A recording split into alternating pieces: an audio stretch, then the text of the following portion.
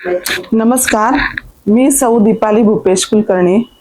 सर्वप्रथम सर्व मैत्रिणींना 8 मार्च महिला दिनानिमित्त खूप खूप शुभेच्छा।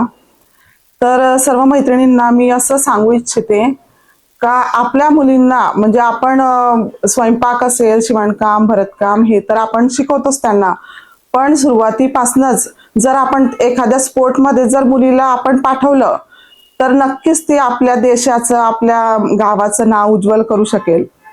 म्हणजे एक वेळ अशी होती का माझी मोठी मुलगी स्पोर्टमध्ये येणार होती, पण आमची परिस्थिती तेव्हा नाजूक असल्यामुळे आम्ही तिला पाठवू शकलो नव्हतो।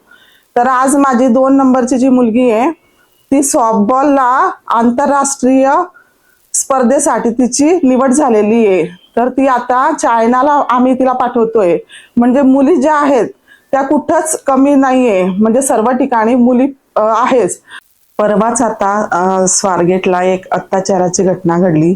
तर मला असं वाटतं की महिलांसाठी, मुलींसाठी आपण एखादं तरुण भारत नारी शक्तीकडनं जर आपण कराटे वगैरे असं जर प्रशिक्षणचं आपण कॅम्प वगैरे राबवला तर असं घेण्यात यावं असं हे तर असं मला वाटतं। आणि नभी झेपावणारी तू पक्षिणी, सक्षम कर्तव्यदक्ष तू गृहिणी, प्रसंगी कडाडणारी तू सौदामिनी, शत्रू सधूड सारणारी तू रणरागिणी। धन्यवाद।